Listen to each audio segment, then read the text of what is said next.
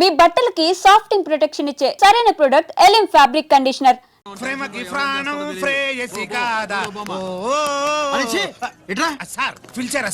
ఏంట్రా కోటి, ఏంటి హుషారుగా పాటలు పాడుతున్నావు? కుప్పు సాంగ్ కోసం ఏం తెచ్చావేంది? పండగ కదా పాపం తింటాడని 10 4 తెచ్చాను. జైల్లోకి ఇలాంటివి తీసుకురాకూడదమ్మా. పాలు పళ్ళు సెల్ ఫోన్లు బిర్యానీ ప్యాకెట్లు తీసుకురావచ్చా? అంటే అవి కూడా తీసుకొచ్చావేంటి? ఇవి కూడా తీసుకొచ్చాను. హానెస్ట్ నాకు ఇలాంటి నచ్చవు. అంతసేపు చూసుకోకలేదు, అవి దొంగ నోట్లేం కాదు, మంచి నోట్లే. ఏమో ఎవరు నమ్మొచ్చాడు. Safe side. ఇంకేంటి నువ్వేం తెచ్చావు? ఫాఫా చిచి, ఏరియా అంతా పాడు చేశాడు. నువ్వేం తెచ్చావు? నేనేం తెచ్చానో నువ్వు చూడలేవుగా. అలా చూడకూడని వాటిని జైల్లోకి తీసుకురాకూడదమ్మా. రూల్స్ ఒప్పుకోవు. నేను ఇచ్చేదానికి మా నాన్న ఒప్పుకోడు. అంటే అర్థం కాలేదా? నేను తెచ్చింది మా బావ మీద ప్రేమ. అబ్బో, లోపలికి వెళ్ళి కురిపించుకో. అలాగే ఇలాగే ఫదవే వయ్యారి గాలి ఫటమా పైకి పక్షిలాగా ఎగిరిపోయి పక్క చూపు చూసుకుంటూ తిరిగి బాంబులా ఆ బ్యాగ్లో బాంబులు ఉంటుందేంటి?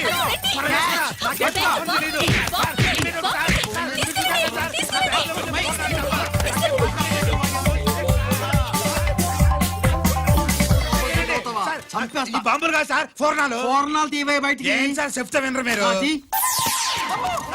మీరు ఎక్కడ పోలీసులు అండి బాబు? ఫోర్నాలు చూసి పారిపోతున్నారు. ఫోర్నాలు ఎక్కడైనా పేల్తాయి ఏంటండి? అయిపోయాడు.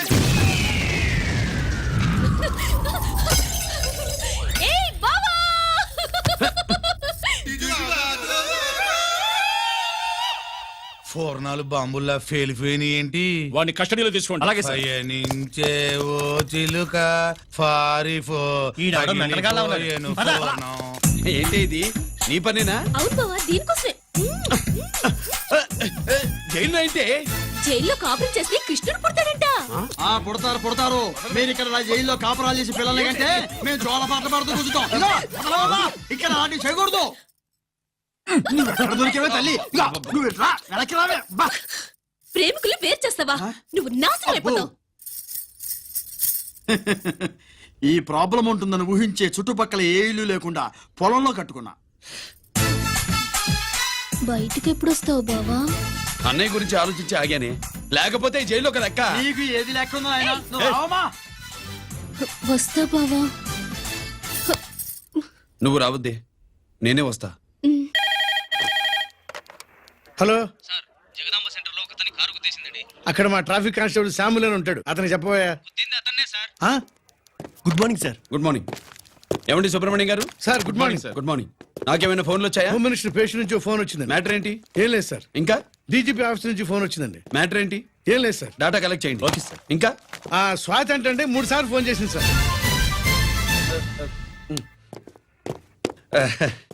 అందరి ముందు చెప్తారేంటి? ఇప్పుడు చెప్పండి. ఈవిడ మాత్రం మ్యాటర్ చెప్పిందండి. 1/2 గంటలో రింగ్ ఇస్తానంది.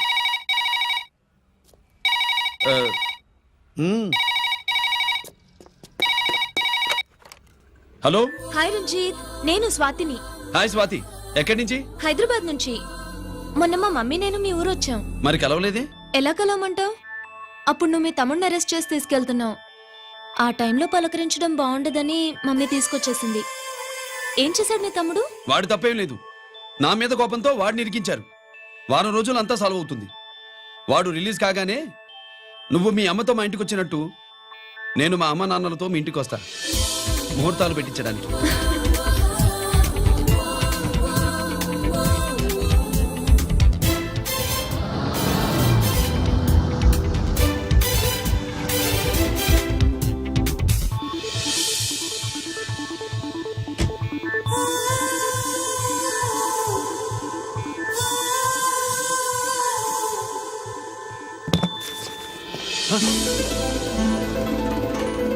హాయ్. ఏంటి లగేజ్తో సహా వచ్చేసావు? ఏజ్ బారవక ముందే తొందర పడదామని. అందుకని చెప్పా పెట్టకుండా ఇలా దిగిపోవడమేనా? ముహూర్తాలు చూసుకొని దిగడానికి నువ్వేమన్నా 3 ముళ్ళతో రెడీగా ఉన్నావా? అందుకే ఎదురుగా ఉంటే నీకు ఇన్స్పిరేషన్ గా ఉంటుందని వచ్చేసా. ఎవరు? రా.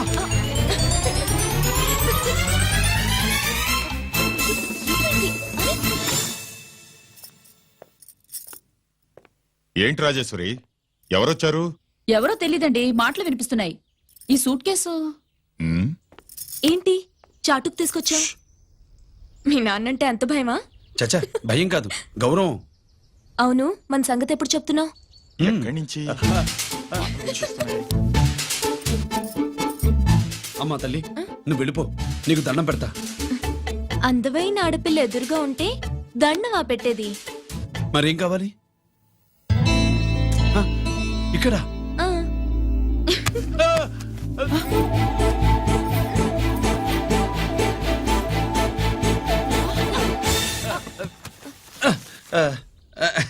అదేంట్రా పోలీస్ వై ఉండి దొంగాటాడుతున్నావు?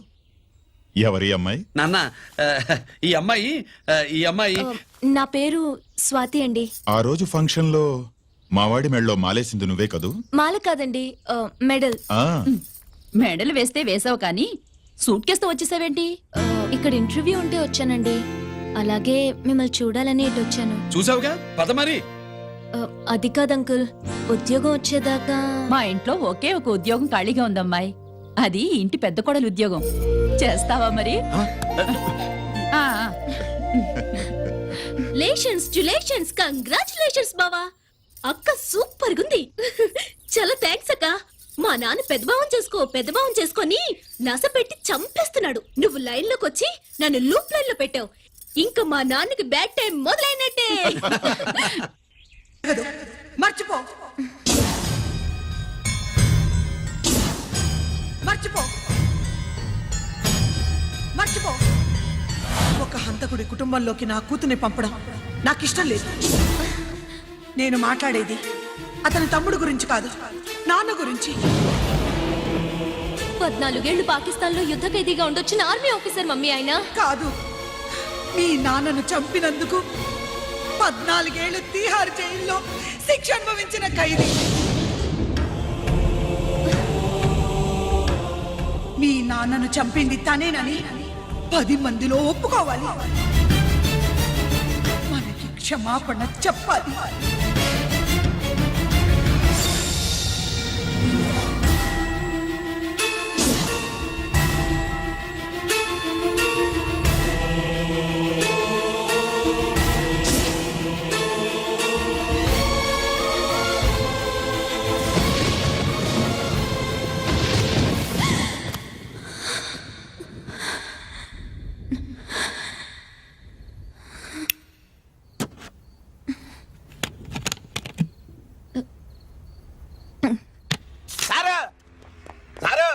గుడివాడి కైలాసం గారి కొడుకు గారు తమను కలవడానికి వచ్చేసారు. పిలవమంటారేంటి?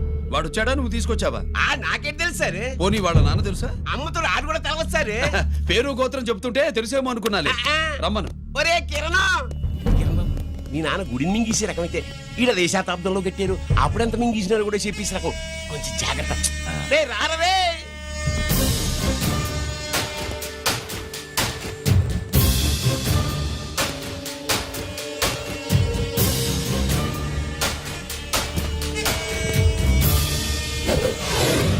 ఏమిటిది?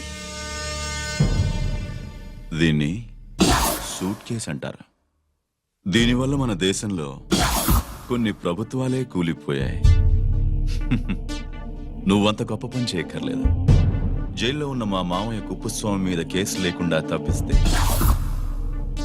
ఇందులో ఉన్న డబ్బంతా నీదే. బోనస్గా నీ తమ్ముడు నిర్దోషిగా విడుదలవడానికి మేం సాయం చేస్తాం.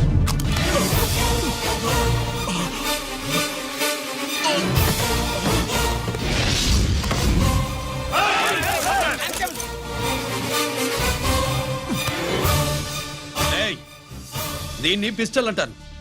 దీనివల్ల కొన్ని దేశాల్లో విప్లవాలే వచ్చాయి. దీనికి సంఘ వ్యతిరేక శక్తుల్ని కాల్చి చంపిన చరిత్ర ఉంది. నీలాంటి వాళ్ళని ఎన్కౌంటర్ చేసిన బ్యాక్గ్రౌండ్ ఉంది. మీ తమ్ముడి జీవితం మా చేతుల్లో ఉందని తెలిసి కూడా ఎదురొస్తున్నావా? నీ జీవితమే నీ చేతుల్లో లేదు. నా తమ్ముడి జీవితం గురించి నీకెందుకురా వర్రీ? నోకరాజు సరే, సూట్ కేసు లోపల పెట్టి మాత్రా ఎత్తి వీడి నెత్తిని పెట్టు.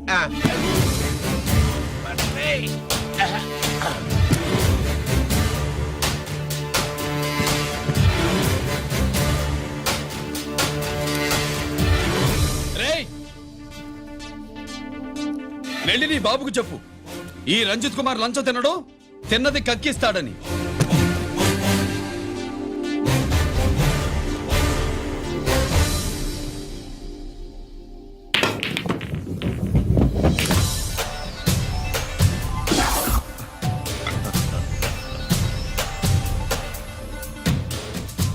రూల్స్ పాటించే పోలీస్ ఆఫీసర్వి రూల్ తప్పి ఆట ఆపావేంటి? నీకు ఆడడం తెలుసు, నాకు ఆడుకోవడం కూడా తెలుసని నీకు చెప్పడానికి.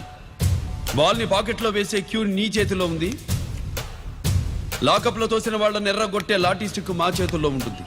సూట్ కేస్ తిప్పి పంపించావు కదా, నిజాయితీ పరుడి ఫేస్ ఇలా ఉంటుందని చూపించడానికి వచ్చావా? అవినీతి పరుడి ఫేస్ ఎలా ఉంటుందో చూసి వేటు తప్పదని హెచ్చరించడానికి వచ్చా.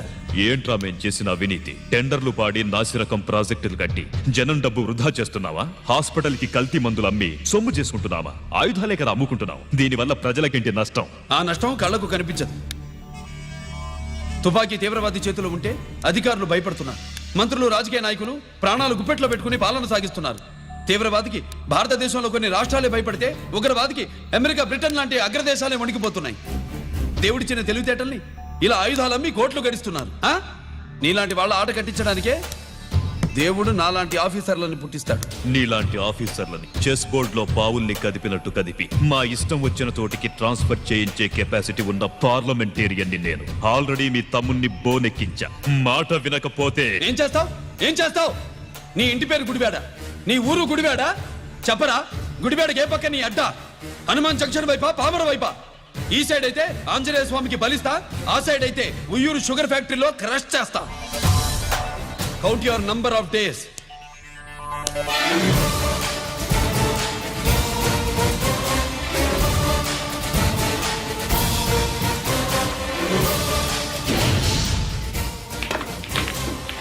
ఏమి సార్ వాడిది? అడ్డడ్డే వాడు మాట్లాడితేనే కొట్టినట్టుండది. నిజంగా కొడితే మురుగా ఎట్టుండునో. వాడు కాదు, మనమే వాడిని కొట్టాలి. చావు దెబ్బ. దవళ సులభం కదప్పా. ఇదిగో వాడు కుప్పుస్వామి చేత రహస్యాలు చెప్పిస్తాడని నాకు పెరియ నమ్మకం. కుప్పుస్వామి జైలు నుంచి కోర్టుకెళ్ళడు.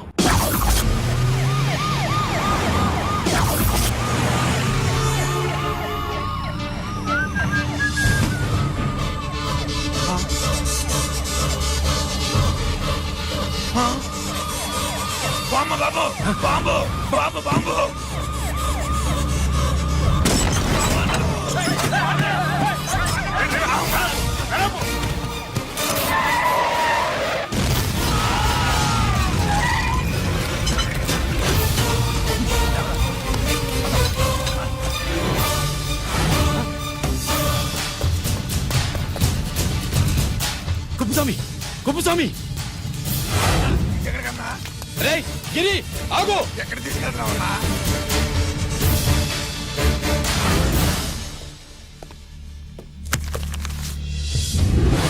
ఇదేంటయ్యా, ఇతను ఇంకా ఉద్యోగంలోనే ఉన్నాడా? పీకేయమని చెప్పాగా.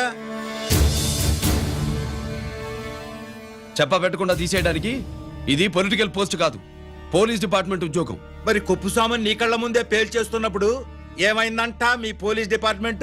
ముఖ్యమంత్రి దగ్గర నుంచి మంత్రుల దాకా అందరూ బుల్లెట్ ప్రూఫ్ జాకెట్లు ఎందుకు వేసుకుంటున్నారు తమరు ఎక్స్ప్లెయిన్ చేస్తే మీ ప్రశ్నకి నేను మా డిపార్ట్మెంట్ తరఫున సమాధానం చెప్తాను సార్. ఏంటయ్యా రెచ్చిపోయి మాటకు మాట మాట్లాడుతున్నావు? కుప్పుస్వామితో పాటు నీ తమ్ముడు కూడా అదే వ్యాన్లో ఉన్నాడు కదా, వాడు ఎందుకు పేలిపోలేదు? ఎలా తప్పించుకున్నాడు? ఇంతకీ మీ బాధ కుప్పుస్వామి పోయినందుక, మా తమ్ముడు తప్పించుకున్నందుక? నువ్వు నీ తమ్ముడిని తప్పించినందుకు. మంత్రి గారు, నోటికి ఏది వస్తే అది మాట్లాడడం మీ రాజకీయ నాయకులు చేసే పని, మా పోలీసుల పని కాదు. మా తమ్ముడితో పాటు కోటిగాడు కూడా తప్పించుకున్నాడు. వాళ్ళిద్దరు పారిపోయారు. ఎవరైనా తప్పించారో 24 గంటల్లో డిఐజీ గారి టేబుల్ మీద పెడతాను. అదేంటయ్యా అంత రెక్లెస్ గా మాట్లాడేళ్తాడేంటి? చేతులు తడుపుకునే ఆఫీసర్లైతే మీలాంటి వాళ్ళని చూసి నీళ్లు నవ్వులుతారు. గుండెలు మండే ఇలాంటి వాళ్ళు నిప్పులు కక్కి వెళతారు. సాయంత్రం లోపతను మీ వాళ్ళని పట్టుకోకుండా చూసుకోండి.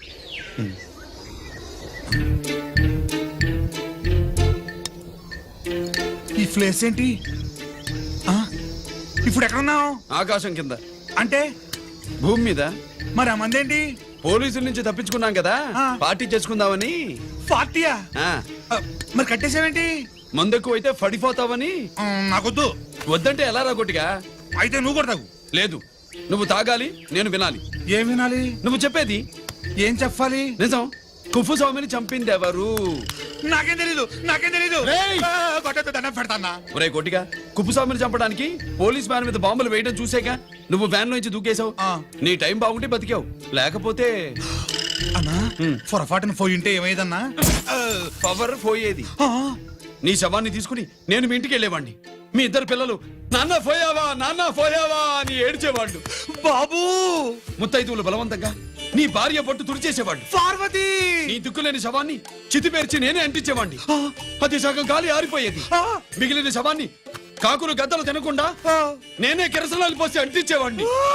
వద్దన్నా నిజం చెప్పేస్తా పోనీ ఫిట్రోల్ పోయినా అసలు ఈ కథే వద్దన్నా. వద్దు. నిజం చెప్పేస్తానన్నా, చెప్పేస్తా. సరే నేరు ఇటు నా సీటు మీద కాన్సన్ట్రేట్ చేసినారు.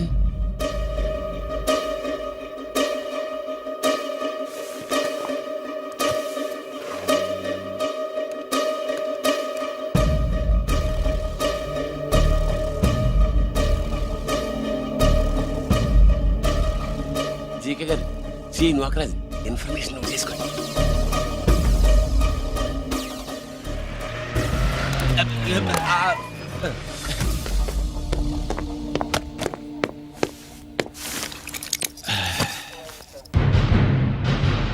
పరమేశ్వరుడికి కాదు మనకి మూడో కనున్నాయి.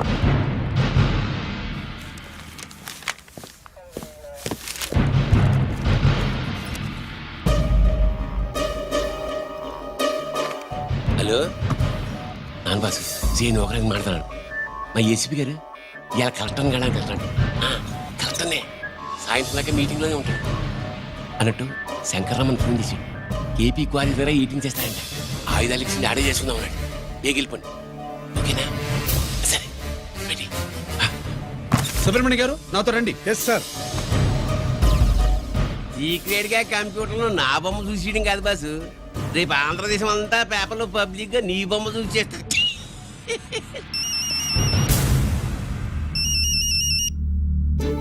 అన్నా నేను కోటిగాడిని. అది తెలిసిలేరా? ఎక్కడున్నావు? పారిపోయి ఫారెస్ట్ లో దాక్కున్నా. వచ్చేయమంటావా? వద్దు నువ్వు అక్కడే ఉన్నావు. రంజిత్ని చంపడానికి ప్లాన్ వేస్తున్నారు. ఆడు పోయాకరా, పోయాకంటే చచ్చిపోయాక. రంజిత్ ని లేపేస్తున్నారా? ఇప్పుడు ఇప్పుడే ఎక్కడా? ఏపీ క్వారీస్ దగ్గర.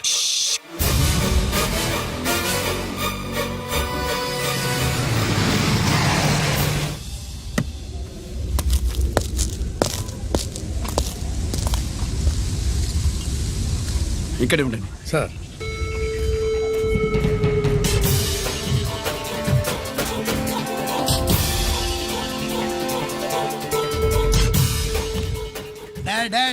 శీఘ్రం చేయండి రా, శీఘ్రం చేయండి. హలో కిరణ్ బాబు చెప్పు నోకరాజ్. క్వారీస్ కాడే ఉన్నారా? మా ఏసీపీ ఎక్కడికి వస్తాడు. ఏమిరా చూస్తారు, తొందరగా చేయండి.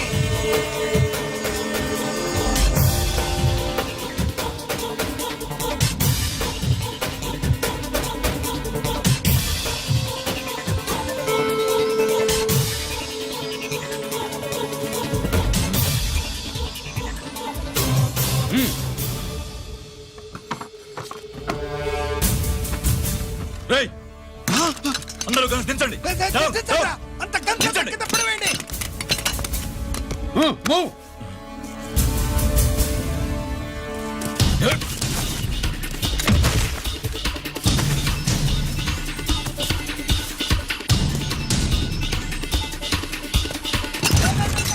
దించండి రా. వాడు బుల్లెట్ తో చావకూడదు. ప్రమాదంలో డైనమైట్ పేలి బాడీ పీస్ పీస్ కావాలా, అప్పుడుదా మనం సేఫ్.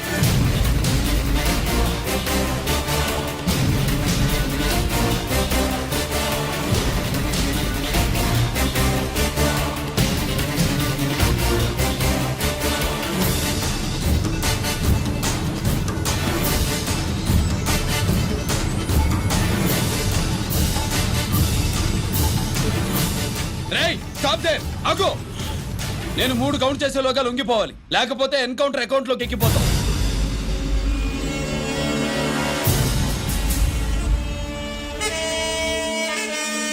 1